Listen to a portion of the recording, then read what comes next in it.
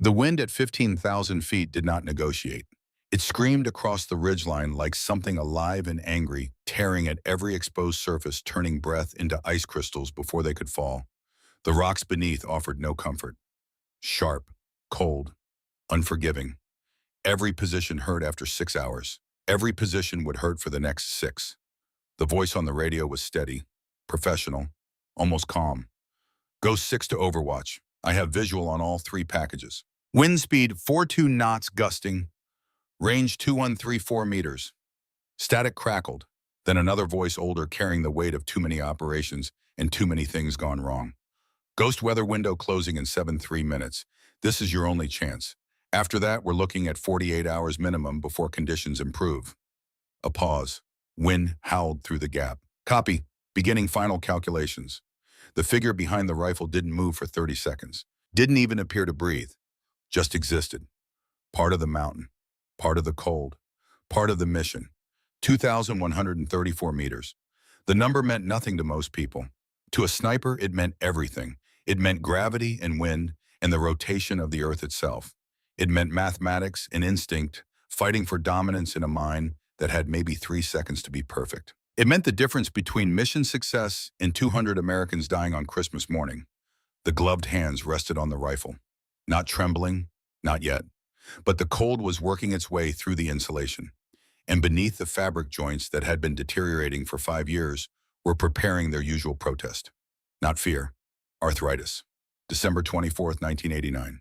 Hindu Kush Mountains, 0715 hours. 73 minutes until the targets walked out of that compound and disappeared into a network of caves where no satellite, no drone, no airstrike could ever find them again. 73 minutes to do something that every expert consulted had rated at less than 25% probability of success. The figure adjusted the scope. Compensating, calculating, breathing through discomfort that would become pain and then agony if this took too long. A memory flashed, unwanted but persistent. Beirut 1987, a different rifle, a different target. 0.3 of a second of hesitation while her hands cramped and she'd waited for the spasm to pass. The target moving, the shot going wide by 4 inches. Michael Chen dying badly in a basement while she watched through the scope and knew it was her fault, knew she'd put her own physical comfort ahead of the mission, ahead of his life. The hand steadied. Not today, not again, never again. 48 hours earlier, the safe house in Peshawar smelled like gun oil and bad coffee. The kind of place that had seen 1,000 briefings and would see 1,000 more. Concrete walls, no windows. A single overhead bulb that buzzed like something dying slowly. 4 men sat around a table covered in satellite photos and topographical maps. 3 senior officers in civilian clothes that didn't quite hide what they were. One Shijam, a handler who looked like he'd stopped sleeping sometime during the Soviet invasion and never quite remembered how to start again. They were waiting. The door opened. The figure that entered wore field gear, cold weather kit rated for extreme altitude operations, face hidden behind a balaclava and dark glasses despite being indoors. Not tall, not short. Build impossible to determine under the layers. Voice when it came was filtered through a small modulator clipped to the collar. Digital, neutral, revealing nothing. Gentlemen, the 3 officers exchanged glances. One cleared his throat. Ghost, good. We're on a tight timeline here. The figure they called Ghost moved to the table, studied the photos with an intensity that made the officers shift in their seats. Not aggressive, just focused. The kind of focus that suggested everything else in the world had stopped existing. The CIA handler, Graham Pierce, 60 years old and carrying the scars of Lebanon and Panama, and a dozen places that would never appear in any official record, pushed a red folder across the table.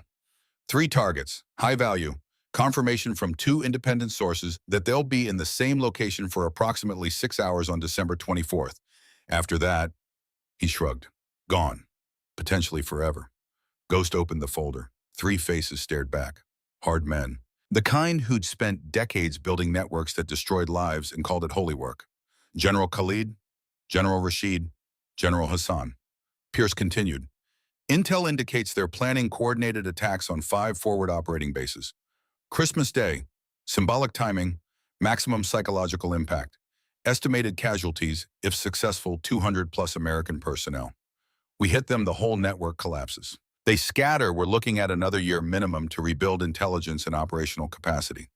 One of the officers leaned forward, silver hair, permanent scowl. We've consulted with every long-range specialist available. The consensus is unanimous. This shot is impossible. Ghost didn't look up from the photos, studying faces, memorizing features, building mental models of how these men moved and thought and died. What's the alternative? Airstrike, F-16 is out of Bagram, but response time is 40 minutes best case. Intelligence says targets will be at this location 30 minutes maximum. So no alternative. Pierce rubbed his face. Tired, so damn tired. Reese, look. Carlos Hathcock himself reviewed the parameters. He said even in his prime he wouldn't take this shot. The distance, the elevation, the wind conditions, the time window. It's not just difficult, it's functionally impossible for a human being to execute. How long do I have to prepare? The three officers looked at each other again. The one on the left, younger than the other, spoke. 72 hours. Insertion on the 23rd at 1400 hours. You'll have approximately 12 hours in position before the window opens. Ghost finally looked up. The dark glasses revealed nothing. I'll need complete wind pattern data for the last 6 months. Barometric pressure readings by the hour. Thermal imaging of the compound and surrounding terrain. Guard rotation schedules. Every piece of intelligence you have on the target's personal habits. Height, weight, movement patterns, everything. That can be arranged. But Ghost, you need to understand the risk profile here. I understand. The voice through the modulator carried no doubt. No hesitation, just cold mathematical certainty. Pierce studied the figure. He'd worked with Ghost for 14 years. 73 confirmed eliminations. Targets that other operators wouldn't touch.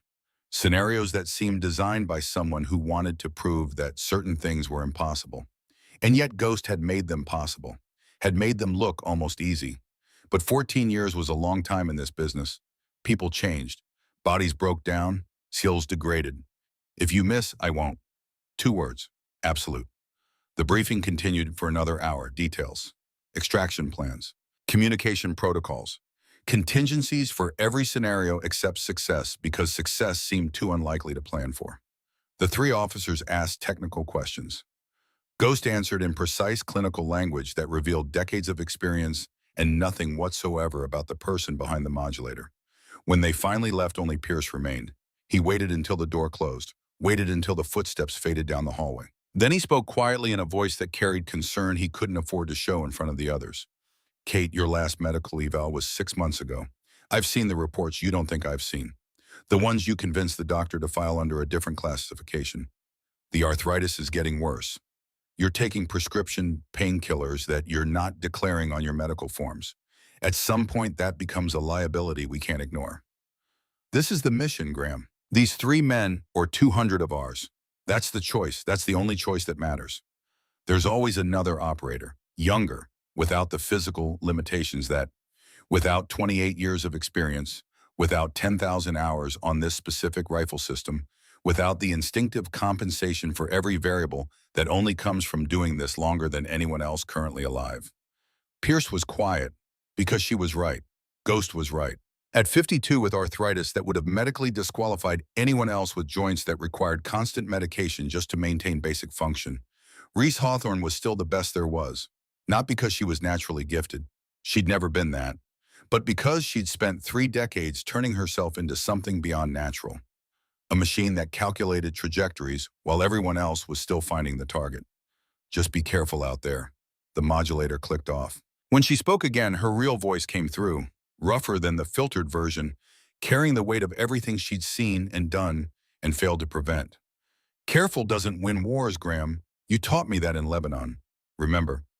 She pulled off the balaclava, red hair pulled back tight with gray threading through it like silver wire, face weathered by 2 decades in deserts and mountains, in places where the sun and wind collaborated to destroy human skin. Gray eyes that had stared through scopes at targets that deserved what came next, and a few who maybe hadn't, but the mission required it anyway.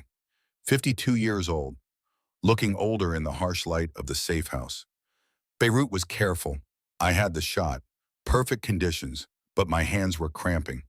I waited, 0.3 of a second, just enough for the pain to ease. Target moved, I adjusted, took the shot, missed by 4 inches. Her voice went quiet. My target lived, walked out of that building and disappeared. Michael Chen died in the basement, tortured for information he didn't have. They found him 3 days later. Wife and 2 kids, Sarah and David, 8 and 6 years old. Pierce nodded slowly. I know, I was there for the memorial service. I think about him every day, every single day. His face when I told him the plan, how confident he was that I'd keep him safe. And I hesitated because my hands hurt. She looked at her hands, still strong, still capable. But the tremor was there if you knew to look for it. This is probably my last mission.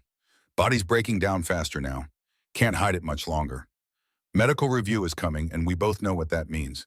So let me make it count. Let me balance the ledger. Just once. She replaced the balaclava. The modulator clicked back on. Ghost returned. The person disappeared behind the operator. 72 hours. I'll be ready. 40 miles south. Forward Operating Base Sentinel. Lieutenant Claire Ashford stared at the scheduling board like it might suddenly develop better news through force of will alone. It didn't. 4 teams deployed. 3 scheduled extractions. 1 storm system that meteorology kept revising worse every 6 hours. And a commanding officer who believed that following procedure was more important than adapting to reality. She was 29. Young for a tactical operations officer coordinating multiple teams across hostile terrain. Too young, according to Colonel Marcus Hendricks, though he'd never said it directly. He didn't have to. Every decision questioned, every recommendation second-guessed, every suggestion met with the same response. Let's stick to protocol, Lieutenant. It exists for a reason. Behind her, the operations center hummed with controlled activity, radio chatter in a dozen different frequencies, computer terminals displaying satellite feeds and weather data. The organized chaos of military operations that somehow worked most of the time, despite everything conspiring against it. Most of the time wasn't good enough when lives hung in the balance. Lieutenant Ashford, she turned. Hendricks stood in the doorway of his office, 55 years old, ramrod straight posture that probably hurt his back, but he'd never admit it. The kind of officer who'd come up through the ranks when procedures were carved in stone and deviation meant failure in courts-martial. Yes, sir. SEAL Team 7, status update. She checked her screen. Multiple feeds consolidated into a single operational picture. Inserted on schedule 2200 hours yesterday. Recon mission, 72-hour duration. Currently 17 hours into operation, no contact proceeding as planned. Weather forecast. She pulled up the meteorological data. Watched the storm system track across the screen like a malevolent entity seeking targets. Deteriorating rapidly, sir. Storm system moving faster than initially projected and intensifying. If they're compromised and need emergency extraction after 2300 hours tonight, conditions may be challenging. Hendricks frowned. The expression carved deeper lines into a face already carrying too many of them. Define challenging, Lieutenant. 40-knot winds gusting to 55. Near zero visibility. Severe icing conditions at altitude. Turbulence that would make even experienced pilots reconsider. It would be at the edge of what our pilots can safely handle, sir. I'd recommend pre-positioning a backup bird at forward staging area Bravo. That way if... Negative. Claire had expected that answer. It still stung. Sir, if we have assets already airborne and positioned, Lieutenant, we have 4 teams in theater. Limited helicopter assets. Fuel costs that somebody has to justify to people wearing stars I don't have and never will. We follow the extraction schedule. Team 7 knows the protocol. If compromised, they evade on foot until weather permits pickup. That's the standard procedure, and it works 90% of the time. And the other 10%, sir, Hendricks' expression hardened, are why we follow procedure, so that when things go wrong, everyone knows exactly what to do. No improvisation, no heroics, just training and protocol. Yes, sir. She turned back to her screens, felt him watching her, waiting to see if she'd push it further, waiting to see if she understood that this conversation was over. She didn't push. Hendricks left. Sergeant First Class Garrett Drummond, 48 years old and carrying enough experience to know when to speak and when to stay silent, rolled his chair over. Gray in his hair, lines around his eyes. The look of someone who'd seen enough to know that protocol didn't always save lives. He's not wrong about procedure, ma'am. I know. But you're not wrong about the weather. Claire didn't answer, just stared at the satellite image showing the storm system. Big, getting bigger, moving faster than any model had predicted. Drummond was quiet for a moment. My nephew's in SEAL 7, kid's 23, first deployment. His mom, my sister, made me promise to look after him. He laughed without humor. Like I have any control over what happens out there. Like promises mean anything when the weather turns and the enemy's got different plans. What's his name? Corporal Mitchell Drummond, radio call sign Mitch 22. Kid thinks he's invincible. Volunteered for this deployment. Wants to prove himself. Drummond smiled, sad, knowing. They all do at that age before they learn that wanting to prove yourself and surviving aren't the same thing. Claire pulled up the SEAL 7 roster. 11 names, 11 faces, 11 families somewhere in America expecting them home for New Year's, if not Christmas. Captain David Hawthorne. Team leader. 31 years old, 7 years in the teams. Decorated twice, competent, professional. File noted next of kin sister name redacted C, IA classification. She frowned, clicked deeper into the file. Required 3 security bypasses and her supervisor credentials. Found it. Reese Hawthorne, age 52, CIA Special Activities Division. Current status deployed, location classified. Claire stared at the screen. Sister, CIA classified enough that even the next of kin listing was partially redacted. Probably meaning she was doing something so sensitive that her own brother couldn't know where she was or what she did. Ma'am, you okay? She closed the file quickly. Yeah, fine. Just checking something. Drummond didn't press. That's why she liked working with him. Old enough to know that sometimes officers had reasons for things they couldn't explain. Smart enough not to ask questions that wouldn't be answered. The radio crackled. Routine check-in from another team. Everything normal. Proceeding as planned. For now. Claire checked the time. 2300 hours, December 23rd would arrive in 14 hours. The storm would arrive in 12. She pulled up the weather data again. Studied wind patterns. Cloud ceiling. Precipitation forecast. Temperature gradients. All the variables that turned routine extractions into life-threatening rumbles. All bad. All getting worse. All converging on a timeline that left almost no margin for error. Drummond watched her, knowing that look. Ma'am, if you're thinking what I think you're thinking, I'm not thinking anything, Sergeant. Just monitoring the situation. Like I'm supposed to. Uh-huh. The radio crackled again. Different frequency. The secure channel reserved for SEAL operations.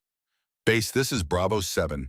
Sitrep as follows: position, secure objectives, on schedule, no contact. Weather starting to deteriorate at our location.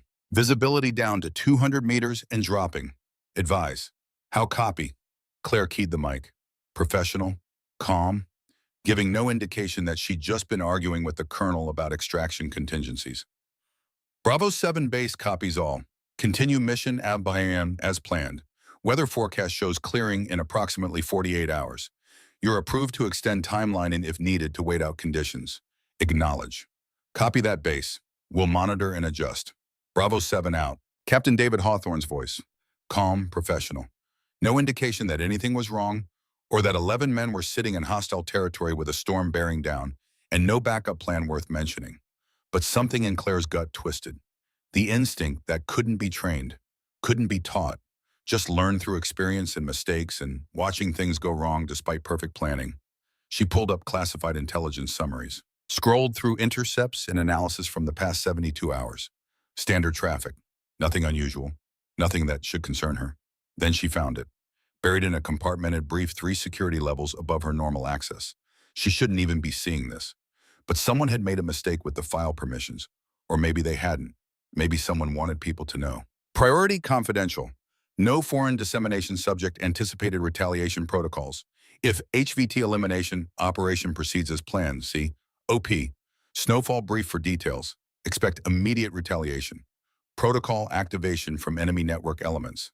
Historical pattern analysis suggests enemy forces will prioritize elimination of all coalition units within 50-mile radius for 48-hour period following strike. Units currently in affected area. SEAL 711 personnel, Ranger QRF-3, 16 personnel, SFOD, A512 personnel. Recommendation. Pre-position extraction assets. Casualty estimates if units caught in retaliatory sweep 70 to 90%. Classification command level only. Field units not to be informed prior to HVT. Operation completion, distribution. Eyes only Colonel Hendricks, Major Pierce C. Wow, and a General Patterson SOC, OM. Claire read it twice. Felt her stomach drop. Felt the operational picture shift into something darker and more dangerous than she'd understood. Operation Snowfall, whatever that was. happening on the 24th, important enough to classify, dangerous enough to expect retaliation, and SEAL Team 7 was sitting right in the middle of the kill zone, and nobody was going to warn them. Drummond, ma'am, the operation happening on the 24th, the classified one. Do you know anything about it? Above my pay grade, Lieutenant. Above yours, too, I'd guess based on how carefully you're not looking at that screen. She stared at the brief, at the casualty estimates, at the words not to be informed in bold type. Protocol said she couldn't tell SEAL 7, couldn't warn them, couldn't do anything except watch and hope that somebody higher up the chain had thought this through, that they had contingencies she didn't know about, that those 11 men weren't just acceptable losses in someone's calculation. Ma'am, you're doing that thing where you look like you want to punch a wall. I'm fine. Respectfully, you're not. Claire closed the classified file, pulled up the regular operations board.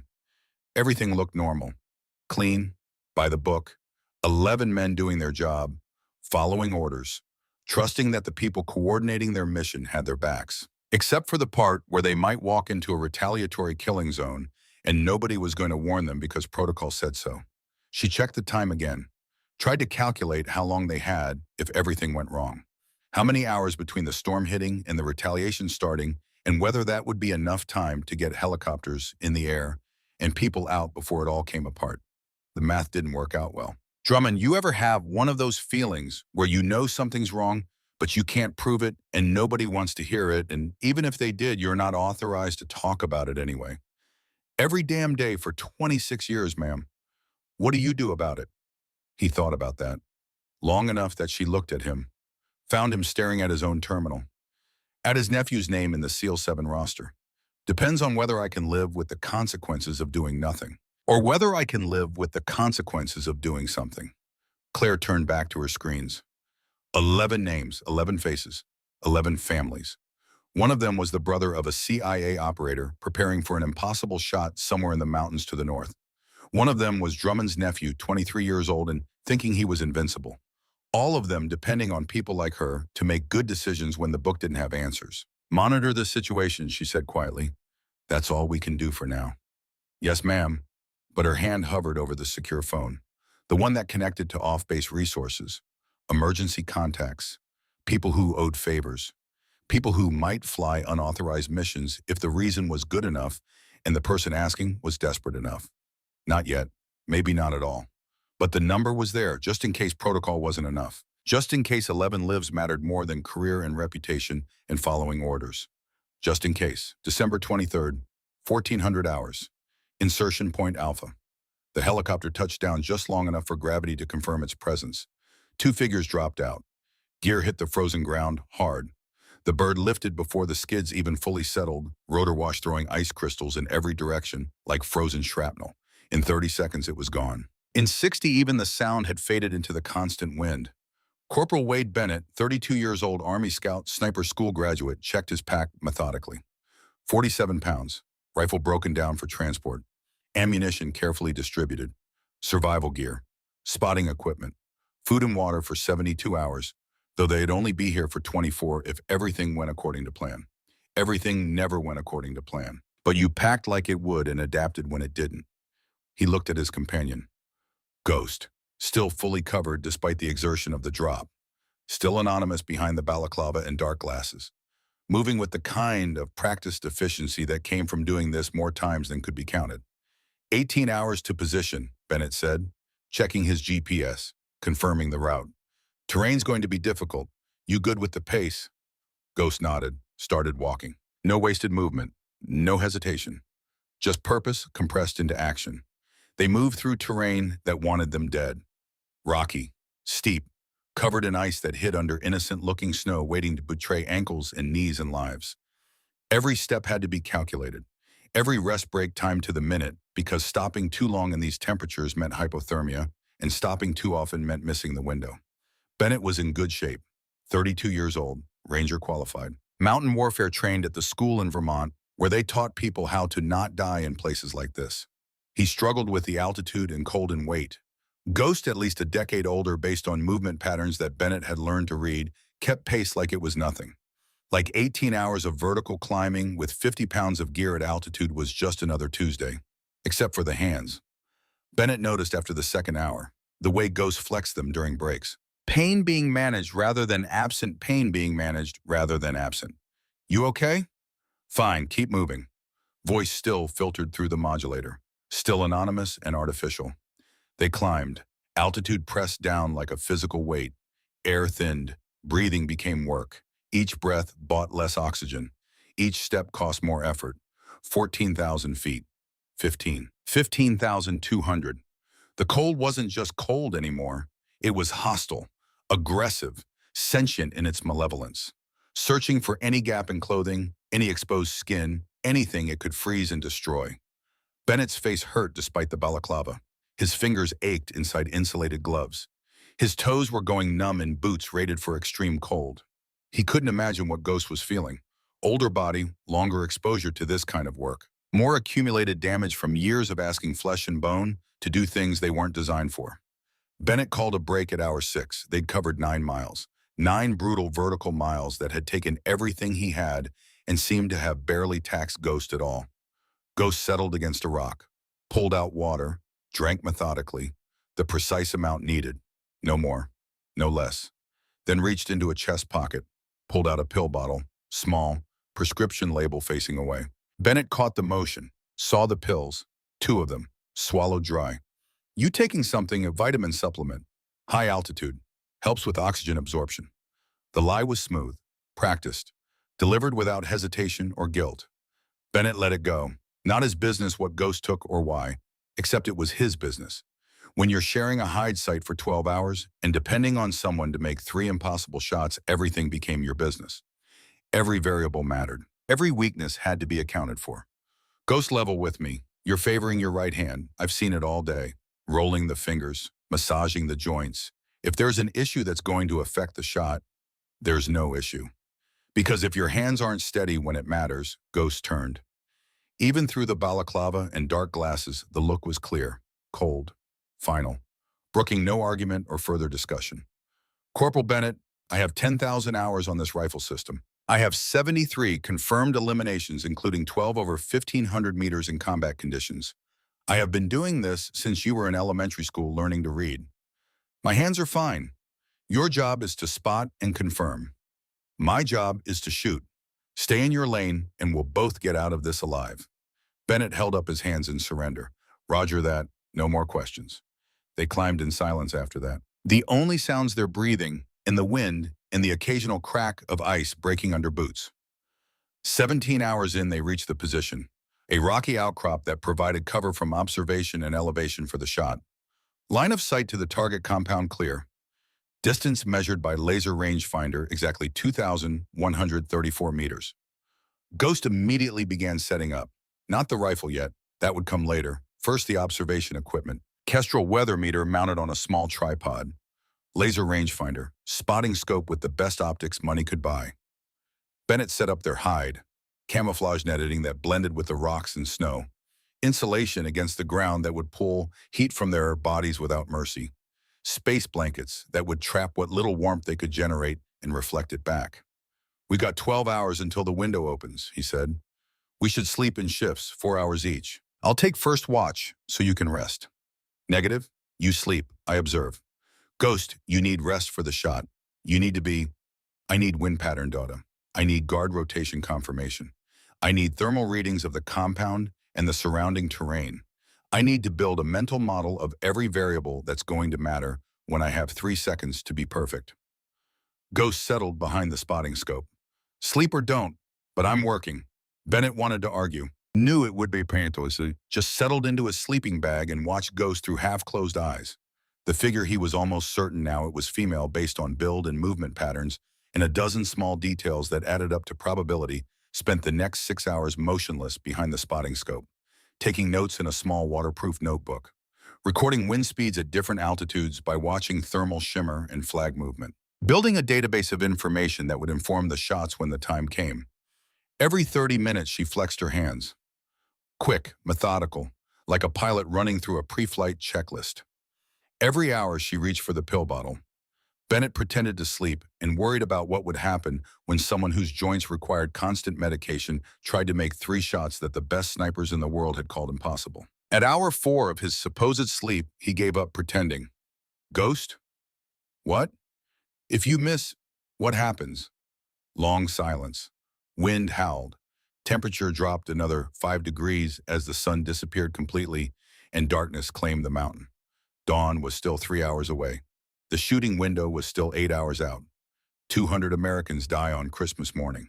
Probably more. The network we've been dismantling for 3 years stays intact. Operations continue for at least another year. Estimated total casualty count over that period, 700 minimum, and that's just American casualties. Local population deaths would be substantially higher. And if you make it, the network collapses, the region stabilizes, lives get saved, maybe not all of them, but enough to matter. That's a lot of pressure for 3 shots. Ghost was quiet. When she spoke again, the modulator was off. Real voice, rough from cold and exhaustion, carrying weight that had accumulated over decades. Beirut, 1987. I had a shot, clear conditions, perfect setup. But my hands were cramping. Arthritis even then, though I didn't want to admit it. I hesitated. 0.3 of a second while I waited for the pain to ease. Target moved. I adjusted. Took the shot, missed by 4 inches. She paused. Bennett heard her breathing, controlled, measured, like she was managing emotion the same way she managed everything else. My target lived, walked out of that building and disappeared. Never found him again. My asset died. Michael Chen, good man, wife and 2 kids. Sarah was 8, David was 6. I met them at the memorial service, stood there in my dress uniform, and accepted their mother's thanks for trying to save him while knowing I'd failed because I put my own comfort ahead of his life. Bennett didn't know what to say. Wasn't sure there was anything to say. So yes, Corporal, it's a lot of pressure. But missing is not an option I can live with. Not again, not after Beirut. 0.3 of a second of weakness and a good man died. That doesn't happen twice. The modulator clicked back on. Ghost returned. The person disappeared behind the operator. Get some sleep. We go loud in 7 hours and I need you sharp. Bennett finally slept, fitfully, dreaming of wind and distance and shots that either saved hundreds or doomed them. Dreaming of Michael Chen's kids at a memorial service. Dreaming of Ghost's hands trembling at the worst possible moment. When he woke at 0600 hours, Ghost was exactly where she'd been. Still watching. Still recording data. Still flexing those hands that would soon have to be absolutely perfect. 3 times, or everything failed. December 24th, 0200 hours. Phobe Sentinel. Claire woke to her radio crackling with traffic that wasn't supposed to be there. She grabbed it, still half asleep, disoriented. The clock on the wall said 0200 hours. She'd only been asleep for 90 minutes. Repeat Bravo 7 to base. We are compromised. Approximately 60 hostiles closing from multiple directions. Request immediate extraction. How copy? She was fully awake now, grabbed her boots, started pulling them on while keying the mic. Bravo 7 base copies. Stand by. She ran to the operations center. Drummond was already there. Hadn't gone to sleep, had probably been monitoring frequencies all night. How bad? She asked. He pulled up the satellite feed. Thermal imaging showed 11 heat signatures in defensive positions, and around them spread across a much wider area dozens more heat signatures converging. Bad. They got spotted somehow. Intel was wrong about patrol patterns or they just got unlucky. Either way, they're surrounded and it's only going to get worse. Claire checked the weather data. The storm was rolling in faster than predicted. Ceiling dropping. Visibility approaching 0. Wind gusting to 50 knots. She grabbed the phone, called the flight operations officer. Woke him up. I need emergency extraction for SEAL 7 now. Lieutenant, have you checked the weather? No pilot in their right mind is flying in these conditions. Then find one who's not in their right mind. We have 11 operators about to be overrun. I need authorization from Colonel Hendricks for emergency extraction. Claire hung up, ran to Hendricks' quarters, pounded on the door. He opened it, looking exactly as irritated as she'd expected. Lieutenant, this better be. Sir SEAL 7 is compromised. They need immediate extraction. Hendricks took in her expression, followed her to the operations center, looked at the feeds, looked at the weather data. His expression hardened. Extraction is denied. Weather conditions are beyond safe operating parameters. They'll have to evade on foot until conditions improve. Sir, the weather's only getting worse. By the time it clears, they'll be dead or captured. Then they evade better. That's what they're trained for. Colonel, Lieutenant, I understand your concern, but I will not risk a helicopter crew and aircraft on a low-probability rescue in conditions that could kill everyone involved. The answer is no. They evade. End of discussion. He walked away. Claire stood there, staring at the thermal feed, watching the enemy signatures closing. Watching 11 Americans about to die because protocol said the risk was unacceptable. Drummond rolled his chair over. Ma'am, there might be another option. What option? There's a retired warrant officer, lives about 30 clicks from here. Jake Stratton, used to fly Hueys in Vietnam. Still owns one. Private collection. Keeps it airworthy because he's crazy and has money and likes flying. He's not military. He's not authorized. He's not insured for combat operations. No, but he owes me a favor. Big one. His son got in trouble a few years back. I helped make it go away quietly. He said if I ever needed anything. Claire looked at the screen, at her career, at the choice between following orders and doing what was right. How fast can you get him on the phone? 5 minutes later, she was talking to a 62-year-old man who sounded suspicious and tired. Mr. Stratton, my name is Lieutenant Claire Ashford. I need you to do something that's going to get both of us in serious trouble. I'm listening. I need you to fly into a combat zone in weather that should be grounding all aircraft and extract 11 SEALs who are about to be overrun. Unauthorized, uninsured, illegal in about 6 different ways. Silence on the line, long enough that she thought he'd hung up.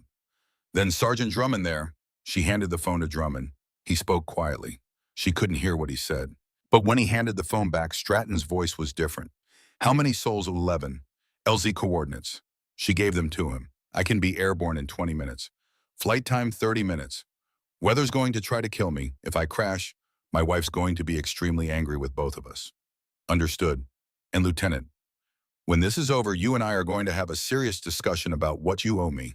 Yes, sir. She hung up, looked at Drummond. I'm going with him. Ma'am, that's my call, my responsibility. If this goes wrong, I want to be there. Colonel's going to have you arrested? Probably. But 11 men are going to be alive to see it happen. She grabbed her gear, body armor, helmet, grabbed a rifle she barely knew how to use because she was a logistics officer, not infantry. But if she was flying into a combat zone, she was going armed. Drummond stood. I'm coming too. Was Sergeant. My nephew's in that team, ma'am. You're not doing this alone.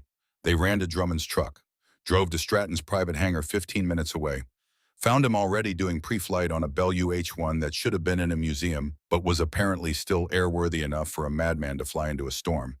You're the lieutenant, Stratton asked. Silver hair, weathered face, eyes that had seen too much but still had humor in them. Yes, sir. You know this is insane. Yes, sir. Good, I don't fly with people who don't understand the risk. He tossed her a flight helmet. Strap in. We launch in 5. Claire climbed into the helicopter. Drummond followed. The door gunner position had an M60 mounted. Drummond checked it, loaded it, looked comfortable in a way that suggested this wasn't his first time. The engine spooled up. The rotors began turning. And Claire Ashford, 29 years old, tactical operations officer, made the decision that would either save 11 lives or end her career. Probably both. The helicopter lifted into a storm that wanted it dead. And 40 miles north, Ghost settled behind a rifle and prepared to make 3 shots that would change everything. The thermal scope painted the world in shades of green and white that revealed heat and hid everything else. 3 figures. Heat signatures burning bright against the cold compound walls 2,134 meters away. General Khalid stood near a window gesturing with his hands, giving orders, making plans that would kill Americans if allowed to proceed.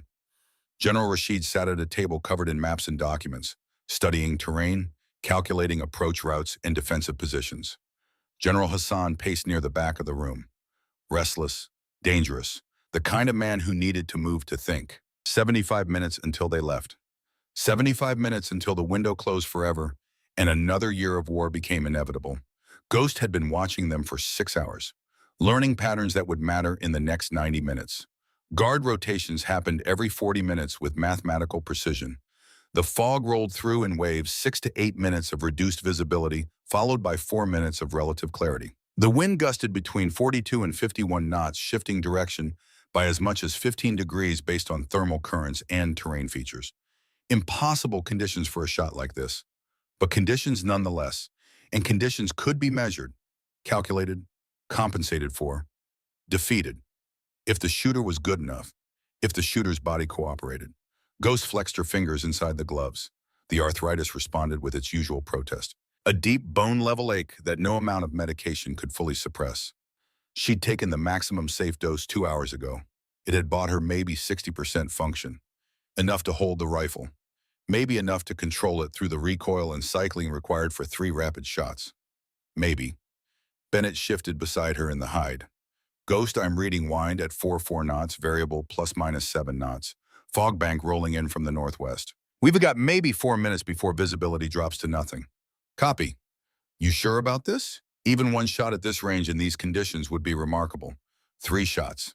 3 headshots. That's asking for a miracle. Miracles are what happens when preparation meets opportunity.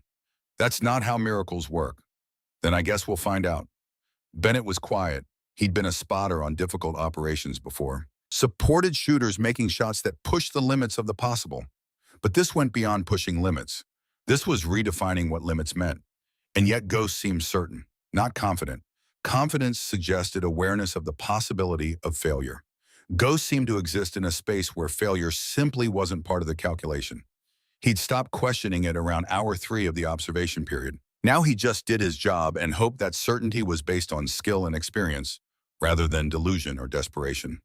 Ghost studied the targets through the scope, building the mental model. Khalid, 6'1", approximately 187 pounds, based on visual estimation. Standing profile most of the time. Distance 2,134 meters. Elevation difference, 942 feet target lower than shooting position. Wind 44 knots, at current observation estimated 38 knots at target elevation based on flag movement and thermal shimmer analysis. The calculations ran automatically. Decades of experience compressed into instant computation that bypassed conscious thought.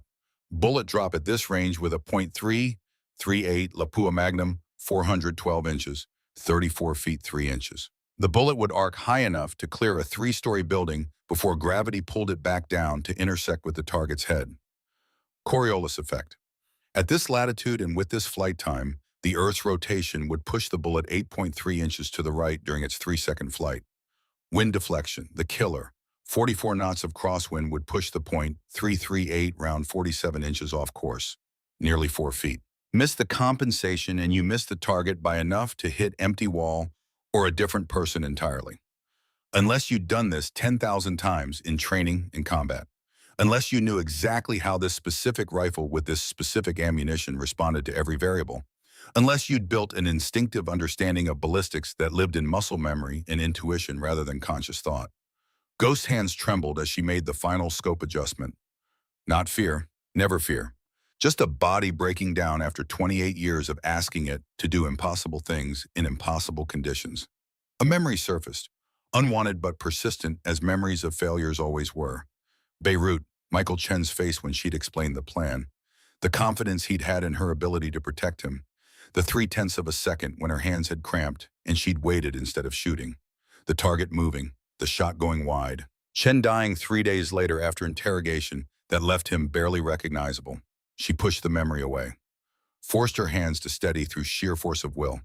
Bennett, I need absolute confirmation on these shots. The instant the bullet impacts, you call it.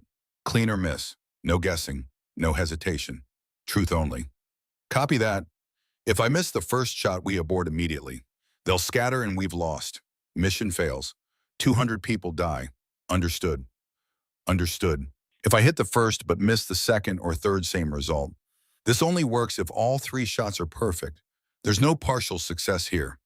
I get it, Ghost. 3 for 3, or we failed. Ghost settled deeper into the rifle. 47 pounds of pressure distributed across her body in ways that had been practiced until they were automatic. The weapon became an extension of herself. Stock welded to shoulder, cheek pressed to the rest with exactly the right pressure. Eye aligned perfectly with the scope centerline.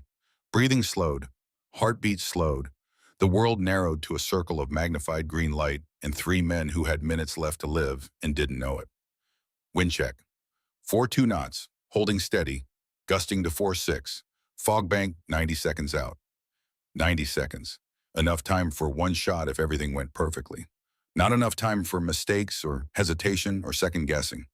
Ghost tracked Khalid's movement through the scope. He was animated, emphatic, pointing at something on a map that one of his subordinates held, speaking rapidly, making decisions that would result in American deaths if he lived to implement them. His pattern was clear now after 6 hours of observation. 4 seconds standing still while making a point, then movement, then another 4 seconds still, then movement again. The next still period would be the shot. She waited, breathing in the rhythm her body had learned over 10,000 hours. In for 4 counts, hold for 2, out for 6. The pattern that slowed her heart rate and steadied her hands and created the tiny window of absolute stillness required for precision. In, hold, out, in, hold, out. Khalid gestured, moved to look at something, stopped. Now. The crosshairs settled on a point 8 feet above his head and 4 feet to the left of his current position. Empty air, nothing visible to anyone watching. Just Ghost's mental calculation of where the bullet needed to be for wind and gravity and the Earth's rotation to carry it into flesh and bone 3 seconds later. Her finger took up the slack on the trigger. 4 pounds of pressure. 5, 6. The point where breathing would disturb the rifle. Where heartbeat would transmit through the stock and shift the crosshairs. Where everything had to be perfect because there was no margin for error. 7 pounds. The rifle cracked. The suppressor kept the sound manageable. Not silent, but quiet enough that at 2,000 meters it would sound like distant thunder or rocks falling. Nothing to indicate that death was in flight. Flight time. 1 second. The bullet climbed through thin mountain air, arcing up on a trajectory that would carry it higher than either shooter or target. 2 seconds. It pecs. Peak of the curve. 34 feet above the line of sight, beginning to fall now as gravity reasserted control. 3 seconds. Dropping fast, wind pushing it right, Coriolis pushing it left. Both forces calculated and compensated for in the original aim point. Through the scope, Khalid's head snapped backward with sudden violence. A red mist appeared where his face had been. His body dropped instantly. No transition between standing and falling. Just vertical one moment and horizontal the next. Target down! Bennett's voice carried shock and awe in equal measure. Clean headshot. Khalid eliminated. Target 1 complete. No time to celebrate. No time to even acknowledge success. The compound erupted. Guards running. Voices shouting in Pashto and Arabic. Chaos spreading through the building like fire through dry grass. Inside the room, Rashid stood from the table, started moving toward the door. Survival instinct kicking in. Get out of the room where someone just died violently. Get to cover. Get to safety. The smart play. Ghost tracked him. He was moving at approximately 4.2 miles per hour based on the distance covered, right to left across the scope picture. But he wasn't just moving laterally. He was descending a half flight of stairs. 3 feet of vertical drop during the time the bullet would be in flight. 2 calculations, lateral and vertical. Both had to be perfect simultaneously. Ghost's right hand cramped. Sharp. Sudden. The arthritis choosing the worst possible moment to flare with intensity that made her vision blur for a half second. She bit down on the pain, forced her fingers to maintain pressure on the stock. 15 seconds to make the shot before Rashid disappeared through the doorway and the opportunity was lost forever. Bennett saw the hand spasm, saw Ghost's jaw clench. Ghost, you need to... Spotting, now, no commentary. Wind 4-3 knots, gusting 4-7. Target moving estimate 4 miles per hour, lateral descending. Ghost led the target, 8 feet ahead of his current position to account for movement.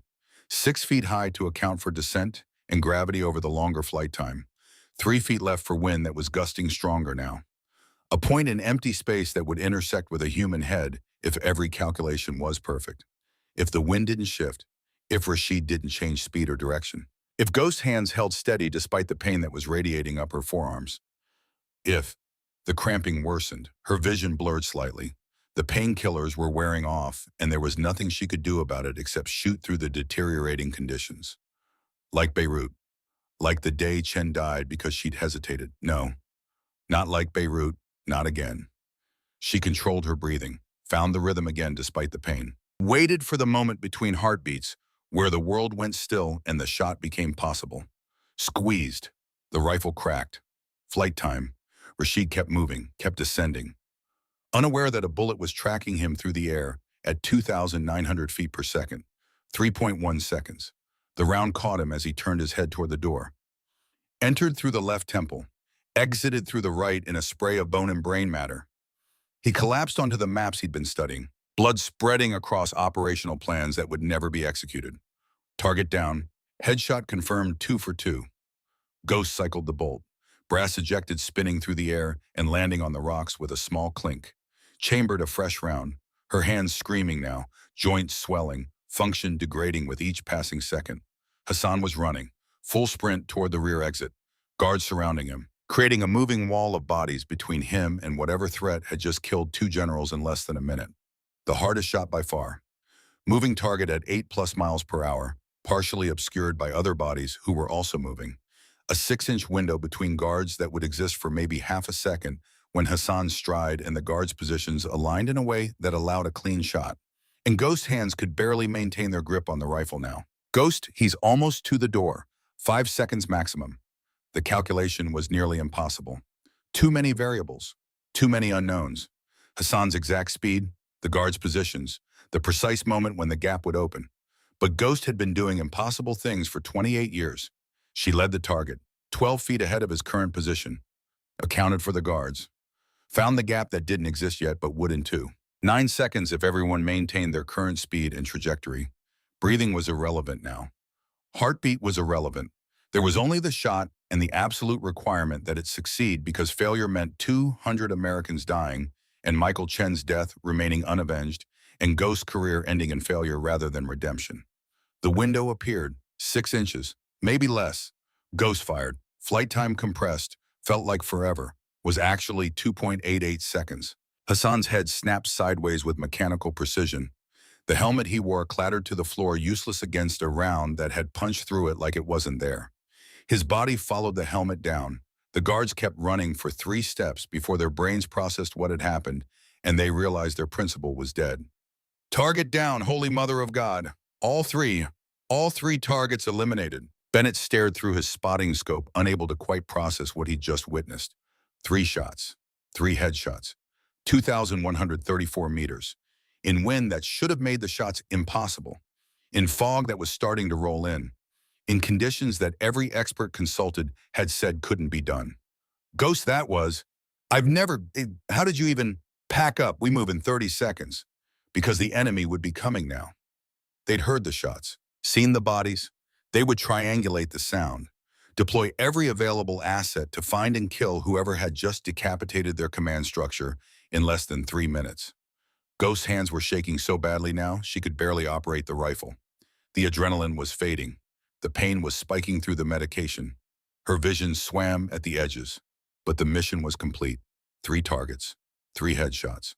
2 minutes and 14 seconds of precision that would save hundreds of lives. If they could get out alive. Bennett was already breaking down the spotting equipment with practiced efficiency. Exfil Point is 6 miles northeast. We've got maybe 20 minutes before they organize a proper search pattern. Ghost started to respond. Stopped. The radio was crackling. Enemy frequency that Bennett had been monitoring throughout the operation. A voice in Pashto. Urgent. Commands being given with the kind of authority that suggested senior leadership. Bennett translated as he worked. They're mobilizing everything. Calling in forces from 3 different locations, 150+ fighters. Sweep patterns starting from the compound and working outward. Orders are to find us and kill us. They know approximately where we are based on sound. Then we move fast and stay ahead of them. They packed in silence, broken only by the wind and their breathing. Every piece of equipment stowed. Every trace of their presence erased as much as possible. In 90 seconds, they were ready. In 95 seconds, they were moving. The terrain that had been difficult on the way up became treacherous on the way down. Steeper, more exposed to the wind, and now with an army hunting them and weather deteriorating by the minute. Ghost's hands were beyond pain now, moving into a kind of numb dysfunction that was almost worse. She could hold the rifle, barely. But manipulating equipment, maintaining balance on icy rocks, doing anything that required fine motor control, was agony. She didn't slow down, couldn't afford to. Every minute they stayed in this area was a minute closer to being caught. Bennett kept pace, kept watching their 6, kept monitoring the radio for updates on the pursuit that he translated in terse fragments. They're moving faster than us. They know this terrain better. We've got maybe 15 minutes before the first units reach our shooting position. Then we stay ahead of them for 15 minutes and then 15 more after that. Ghost at this pace with the weather. We stay ahead. They move through snow and ice and rock that seemed designed specifically to kill people trying to move quickly. Every step had to be calculated even while moving fast. Every handhold tested even while time was running out. At the 2-mile mark, Ghost's right hand seized completely, locked in a claw shape, immobile, useless. She switched the rifle to her left hand without comment, kept moving. Bennett saw her favor the left side, saw her unable to use the right hand for balance or support. Didn't comment because what could he say? They were both committed now, both running for their lives with an army behind them and extraction still 4 miles away. 3 miles, 4. Behind them, the pursuit was getting closer. Voices carrying on the wind, the sound of many people moving with purpose and anger in the determination that came from seeing leadership killed. 5 miles. Ghost's left hand was failing now too. She could feel the strength draining from it, the trembling getting worse, the medication completely worn off and nothing left but diminishing will in a body that had given everything it had and was now running on fumes. 1 more mile, just 1 more mile to the exfil point where extraction would be waiting with a helicopter in safety in the end of this nightmare. Bennett was 10 feet ahead now, navigating around a boulder field, finding the best route, moving with the confidence of someone who still had full physical function. Ghost followed, stepped where he stepped, trusted his route selection because her hands couldn't grip well enough to test holds anymore. Her boot came down on what looked like solid ground covered in a dusting of snow.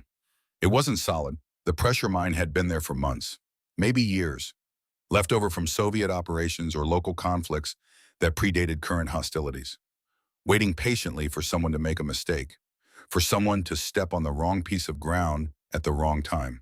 The click was soft, almost gentle, polite even. Bennett heard it, turned, saw Ghost's boots centered perfectly on the trigger plate, saw the realization in her body language even through all the layers. Don't move. Don't even breathe hard. Ghost froze, every muscle locked. Bennett, shut up. Let me think. He moved carefully, examined the device from multiple angles. Old Soviet model, PMN series, pressure trigger, designed to maim rather than kill, designed to slow down military units by creating casualties that had to be carried rather than corpses that could be left. Okay, I can defuse this. I just need 3, maybe 4 minutes to... How long before the pursuit reaches us? Bennett checked his watch, calculated based on the radio chatter and their own rate of movement. 2 minutes, maybe 3 if we're lucky. We don't have 4 minutes. Then I work faster. Bennett, this is a pressure release. When I lift my foot, it detonates. You said you can defuse it. Can you also keep it from detonating when the pressure releases? Bennett looked at the device, at Ghost, at the situation. The math was simple and terrible. When you lift your foot, I can try to keep manual pressure on the trigger plate. But it's a split-second thing. If I'm not perfectly positioned, if my weight doesn't transfer exactly when yours releases, it blows. And at this range, we both die. What if you're already on it when I lift? Then when you lift your foot and I'm holding it down, I can't get off it without it detonating. Understanding settled between them. Cold and final as the mountain air. Your foot, Ghost said quietly. Yeah, my foot. But you get away clean. Ghost looked at him. 32 years old, whole career ahead of him. Wife at home named Sarah, who didn't know where he was or what he did but loved him anyway. Future that didn't include losing a limb on a frozen mountainside. I'm not leaving you here, Corporal. Ghost, the mission is complete. You got all 3 targets. That matters. You living to report it matters. Me, he shrugged. I'm a spotter, replaceable. But what you just did, that's going in the history books. Don't waste it by dying on a mine. There has to be another way. There's not. And we have maybe 90 seconds before that decision gets made for us by 100 armed fighters who really want us dead. Ghost studied the mine, the mechanism, the options, found none that didn't end with both of them dead or Bennett losing his foot.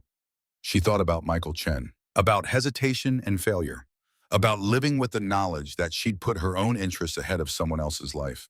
This was different. This was Bennett volunteering, making his own choice. But the result would be the same. Someone paying a price for her mission. Someone sacrificing themselves so she could live. The voices behind them were getting louder. On 3, Bennett said, moving into position, getting his boot next to Ghost on the pressure plate. You lift, I press down immediately. Okay.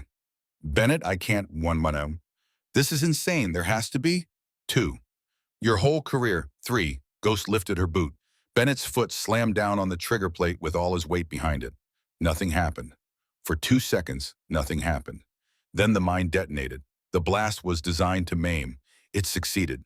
Bennett's right foot and lower leg simply ceased to exist below the knee, replaced by trauma and blood and bone fragments and screaming pain that no amount of training could prepare a human being to process.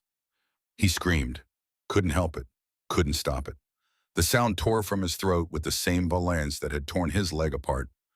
Ghost caught him as he fell, applied a tourniquet with hands that barely functioned, pulled it tight with strength that came from somewhere beyond physical capability.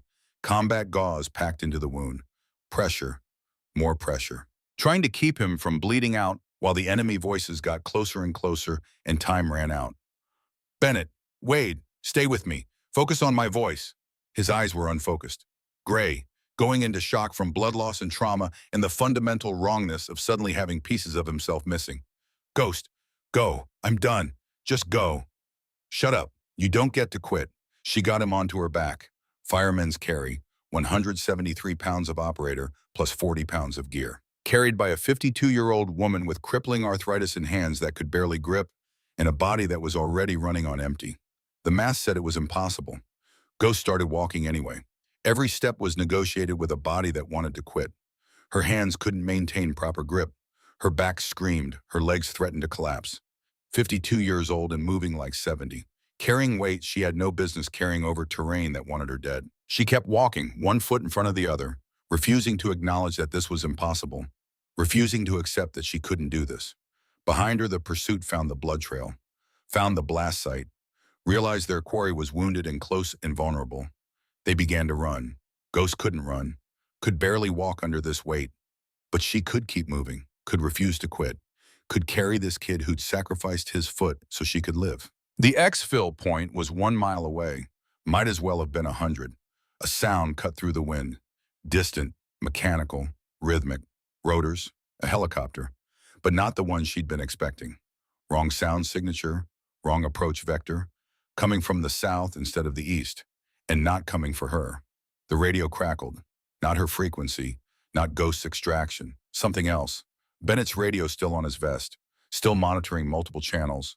A voice, young, female, professional despite obvious stress. Bravo 7, this is Raven, inbound for emergency extraction. ETA your position 2 minutes. Prep for dust-off. Over.